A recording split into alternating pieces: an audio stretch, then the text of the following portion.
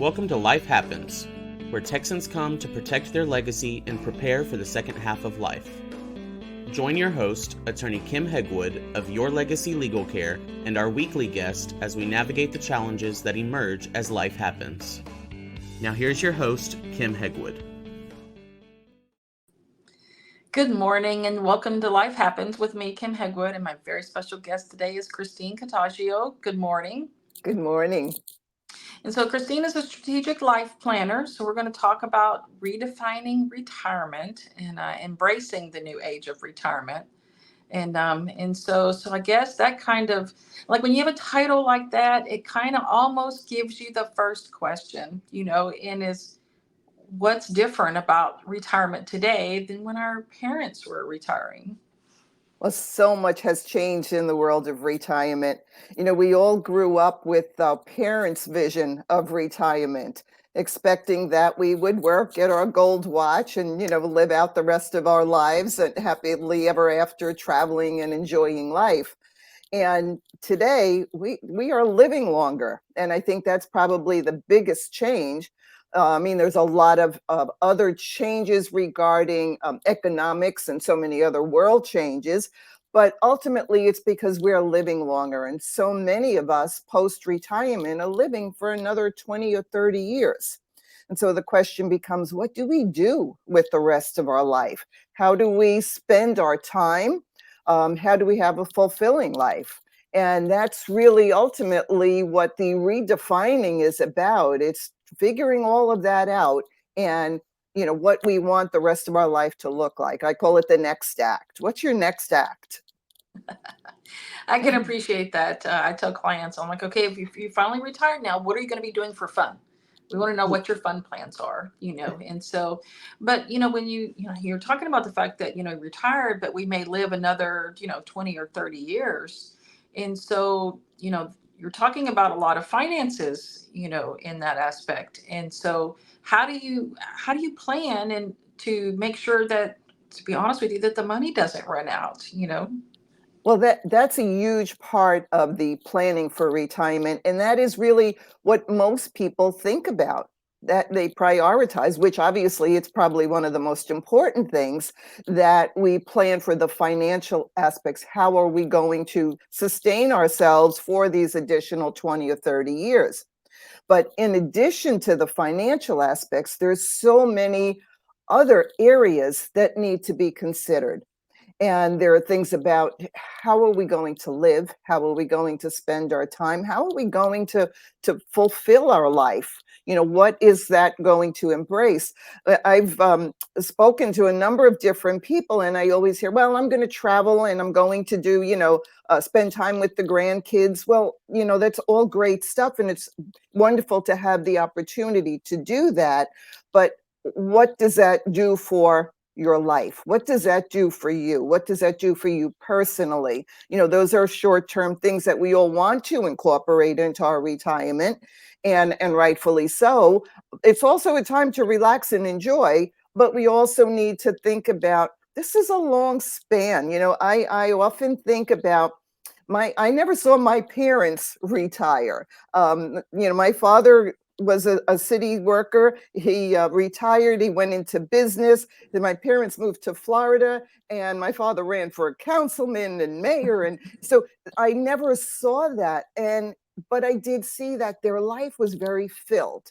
Their life was filled with a lot of things that kept them healthy, mentally as well as physically, because they were active, they were socially engaged and involved in their community. So there's much more to consider beyond the financial aspects. And my mother didn't retire till she was 75. And she only retired because of COVID, and they made her work at home. And she's like, I'm not doing that. But, after about 2 weeks, she's like, okay, I got to do something. I can't sit at home, So then she started her little second career. And she's been doing that for almost the last 4 years now. And so doing that, shocking to us, about what she decided to do, but and having fun doing it, so she got more involved, and like your parents started doing more, work with nonprofit and things like that, so, and I think that's half the battle is having something that makes you want to get up in the morning and makes you Exactly. want to, I tell clients all the time, you got to move. You got to move your body and your brain. So there has to be something that keeps you, going and, and just, start a new hobby. Doesn't matter. What have you always wanted to do you haven't done? Probably when I retire, I'm going to learn to play the piano because I've always wanted to learn to do that. So, and definitely. And but you talk about something that you call longevity literacy. And so, and I find that that's a very interesting term. And so I'd really like for you to, to tell our listeners, what is that? Well, longevity literacy is actually what we've just touched on. It's being knowledgeable enough to understand the different aspects that go into this additional length of lifespan. It is financial, it is health, it is being engaged enough to keep ourselves healthy, watching how we eat, exercising, doing the things that's going to keep us mentally sharp, um, social connections, having those social connections instead of, it's very easy when you don't have to get up in the morning for anything. It's very easy to kind of get lazy. So it's really important to understand that the social connections are an important part of living that lengthy life. Because why do we want to have another 20 or 30 years and not be healthy? We want to really keep ourselves to be able to stay engaged with society, to, feel fulfilled and have, some good things, as you said, to wake up to. So it's being smart enough to know the things that need to be put in place. It's housing. Maybe we don't need to keep the big house anymore and we need to downsize so that it's less stress on our finances, less stress on us personally. So that's a big thing. There's all the different aspects, where do we want to live? Do we want to move to the mountains? Do we want to, move in with the kids? There are so many different areas of the rest of our life that need to be considered, in addition to the finances that really impact the rest of our life and how those extra years, how we're really going to live them. So we have the longevity, but now we need to be smart enough to understand all the things that need to be put in place to help us through this aging process. And that's really what the literacy is about. It's having the knowledge and the intellect to figure out and look for the information that is really going to help you define the rest of your life. So you're a retirement lifestyle specialist, right? Yes. So in that role, how do you help clients accomplish those goals? I work with clients on individual programs for themselves. I sit down with them and I understand what their desires are. And I have a whole process that I put into place. And I start simply, but I start with, what is it you really want? And it's incredible that so many people really don't know what it is they want. And so I have a process that I go through with them to help them discover what their wants are, what their desires are, and help them understand maybe things that, like you mentioned, playing the piano, maybe things they've always wanted to do. Maybe they don't want to, have the worry about the housing or the children, whatever the case may be. And so it's really helping them figure out what it is that they want for themselves. And believe it or not, that is very difficult for so many people. And even as some of them have these, pie in the sky ideas of how they want to live out their life, but they don't think about, there goes into the longevity literacy, they don't think about all the things that they need to do to get there. I had one client recently, husband and wife, and they said, well, we're going to sell the house and we're going to move to the mountains. And I said, okay, so, what needs to be done for you to fulfill that? And this was just an initial conversation. And in like 10 minutes, they were like, Well, we need to put my mother in a nursing home. Oh, we need to sell the house. So we need to do this. And all of a sudden they realize that that's a great idea, but there are all these different areas that need to be addressed first. And so I help them uncover what those areas are. And then depending on what it is they see for themselves, some may want to start a second career.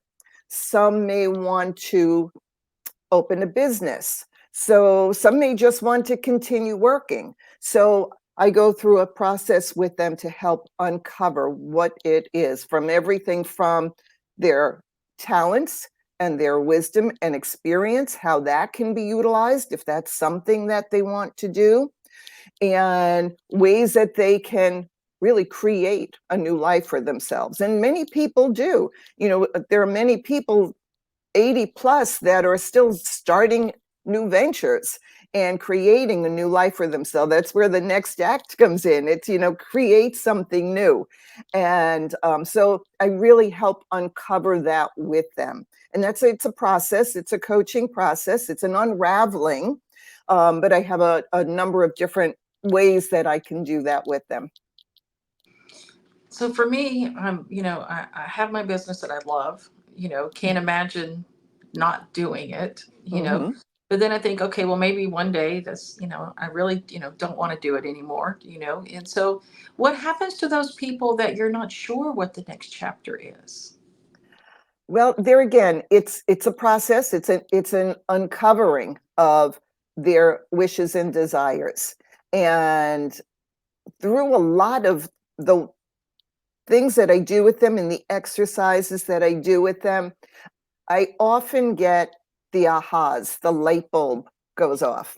And which is what fulfills me as a coach, it's seeing that light bulb go off.